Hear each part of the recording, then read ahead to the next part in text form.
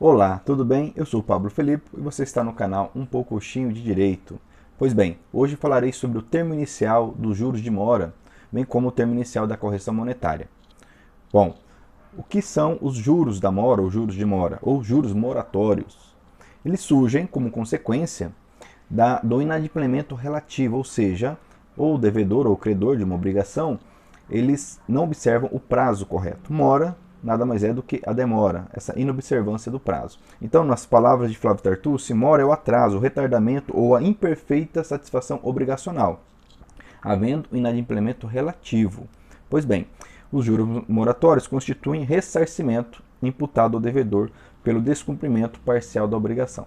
Pois bem, uma vez que há essa quebra, essa inobservância da obrigação, a questão aqui é quando esses juros começam a correr? Qual o termo inicial? Para isso é preciso primeiro descobrir se estamos falando de obrigação extracontratual ou obrigação contratual. Obrigação extracontratual, como o próprio nome diz, ela decorre de uma inobservância do dever legal geral. Então, por exemplo, vamos imaginar um acidente automobilístico. Aquele que deu causou o prejuízo a outrem, deve então reparar. Esse ato ilícito, ele não está previsto em contrato. Ele decorre, aliás, essa responsabilidade por esse ato ilícito decorre da lei, não está prevista em contrato. Estamos diante da chamada responsabilidade extracontratual e aqui nós temos a chamada mora presumida ou irregular. Neste caso, o Código Civil, bem como o enunciado do STJ, nos diz que a mora começa a correr, esse juro, os juros da mora começam a correr a partir deste ato ilícito. Então diz o artigo 398 do Código Civil: nas obrigações provenientes de ato ilícito, considera-se o devedor em mora desde que o praticou. E também a súmula 54 do STJ: os juros moratórios fluem a partir do evento danoso, em caso de responsabilidade extracontratual. Isso é enunciada de 92. Então o entendimento que nós temos hoje é este. Em relação à obrigação contratual, ou seja, aquela que decorre de uma avença, de um acordo, aí nós temos duas regras, ok? Que vão diferir um pouco da anterior.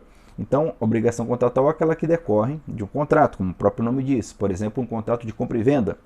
Se o vendedor não entrega no prazo correto que foi vendido, ok, sem motivo justo, ele incorre em mora. Se o comprador não paga no prazo correto, ele incide em mora. Pois bem, no caso, nós precisamos descobrir se essa obrigação ela é líquida ou ilíquida. Como assim? Obrigação líquida é aquela em que o vencimento é certo, bem como o valor é certo. Então, imaginemos um contrato de compra e venda. Alguém vende um veículo para outrem, ok? O valor de 100 mil reais. O pagamento deve ser feito no dia 30 de agosto, bem como a entrega. Então, nós temos um termo certo e um valor certo. Então, estamos diante de uma obrigação líquida. Neste caso, ok? Eventual mora, os juros incidirão, conforme diz o artigo 397 caput do Código Civil. O inadimplemento da obrigação positiva e líquida, no seu termo, constitui de pleno direito em mora o devedor. Ou seja, a partir desse termo, dessa data, os juros já começam a correr, os juros da mora. Ok? É o que nós chamamos de mora ex re. Ela existe por si só, ela começa a partir desse termo. Não há necessidade de notificar, de provocar o devedor, ok? O inadimplente. Se a obrigação, por sua vez, for ilíquida, uma observação aqui estava esquecendo. Essa é a regra. Então, se a obrigação for certa, com o termo certo, nós temos então essa ordem legal de que os juros começam a correr do termo. Porém, algumas exceções que a lei pode trazer, a lei específica, em que mesmo havendo esse termo certo e a obrigação, o valor ser líquido, mesmo assim haveria necessidade de provocação, de notificação do devedor, que é o caso, por exemplo, do leasing. Okay? Então nós temos uma legislação específica. Pois bem, se essa obrigação contratual ela for ilíquida, ou seja, se o valor precisar ser ainda determinado, ok, o mesmo termo não for certo, o que nós temos?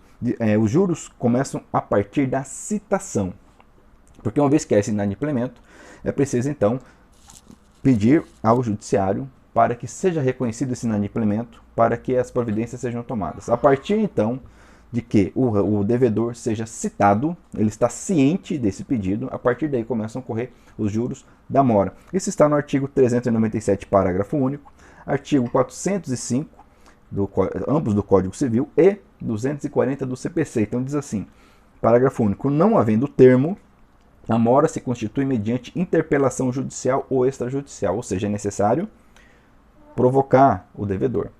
É o caso da obrigação chamada, da mora ex persona, ou seja, é necessário provocar, notificar, ok, aquele que está em atraso. Pois bem, se há essa violação, é necessário então acionar o judiciário e tomar as devidas providências. O artigo 405 diz: conta-se os juros de mora desde a citação inicial, ok? Então, não havendo as regras específicas já tratadas, a mora começa da citação inicial, ok? E a antiga súmula 163 do STF vai dizer que, salvo contra a fazenda pública, sendo a obrigação ilíquida, contam-se os juros moratórios desde a citação inicial para a ação. Essa primeira parte, que se refere à fazenda pública, não está mais valendo, porque lei própria, que é a Lei 4.414, nos diz que também no caso da fazenda pública, começa esse juro a correr a partir da citação. Lembrando que, em caso de desapropriação, nós temos regras específicas que não serão tratadas aqui, ok?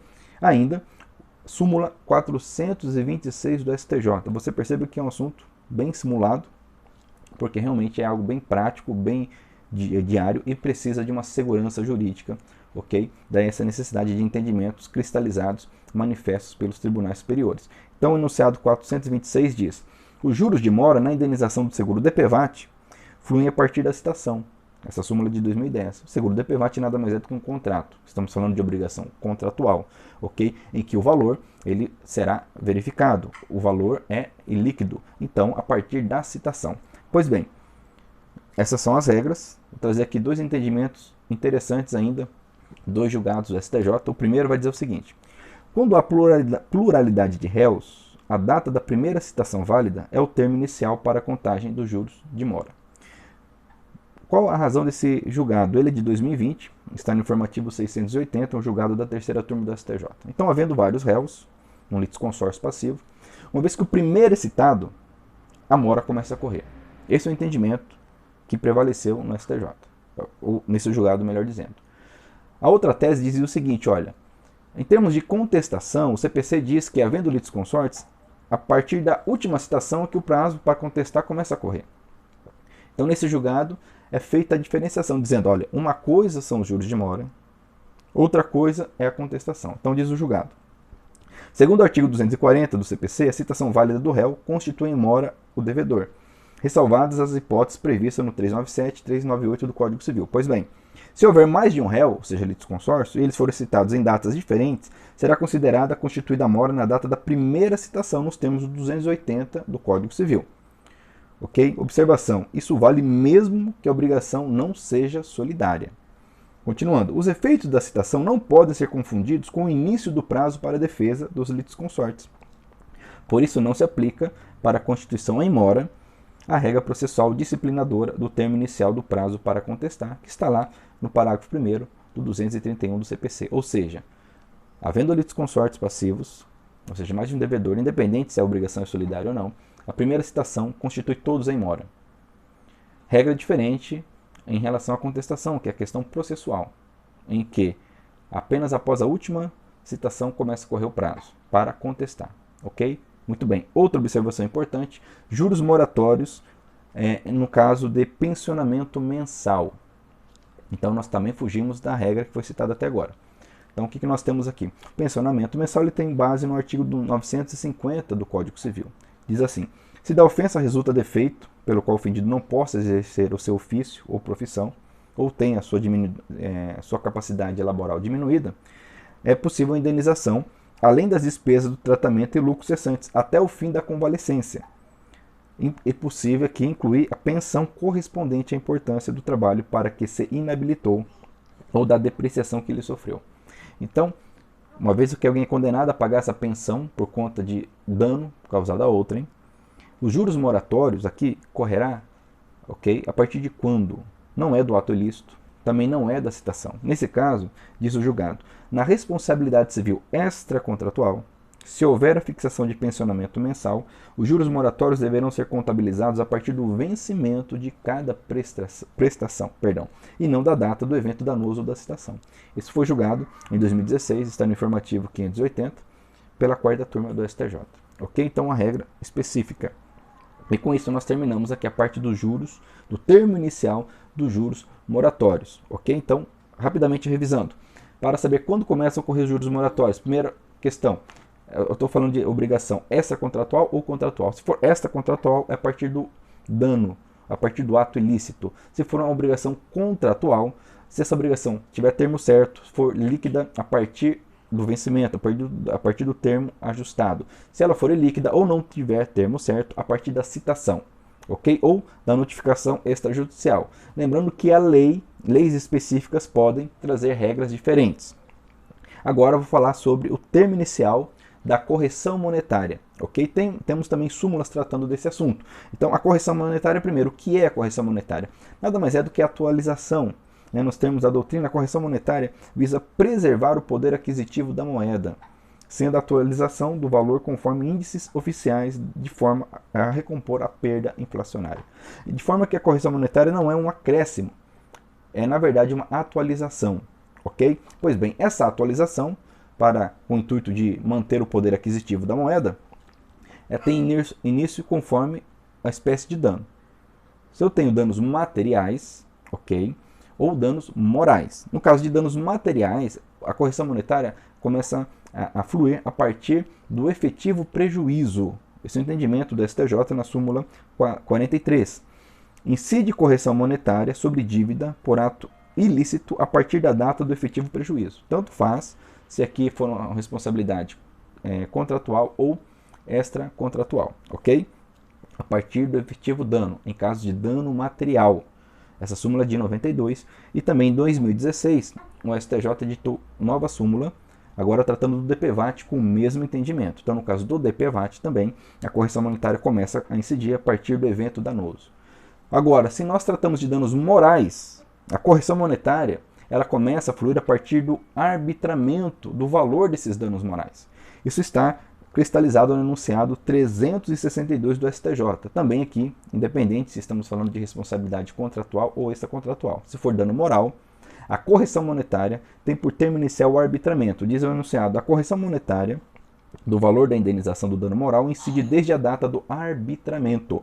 E por quê? Porque a partir do momento que o magistrado ele faz esse cálculo, esse arbitramento, ok? Ele já inclui ali eventual perda do valor, ele já traz ali o poder aquisitivo da moeda. Então, não há que se falar em uma atualização retroativa, ok? Por quê? Porque seria atualizar o que já está atualizado. Então, no momento que o árbitro, que o julgador faz esse arbitramento, ele já leva em consideração o valor corrente, o valor atual da moeda, ok? Essa compreensão, então, acerca da correção monetária envolvendo danos morais. Então, se ela for arbitrada em segunda instância, por exemplo, a partir desse acórdão, a comissão começará a correr a correção monetária. Se for em primeira instância, a partir da sentença. E com isso nós concluímos esse importante assunto acerca do termo inicial dos juros de mora e da correção monetária. Okay? Espero que tenha ficado claro. Esse assunto é de grande relevância e importância, ok? No contexto das obrigações. E qualquer dúvida, estamos à disposição. Fico no aguardo dos seus comentários. Também peço que você curta e agradeço por estar inscrito em nosso canal, ok? E até o nosso próximo vídeo.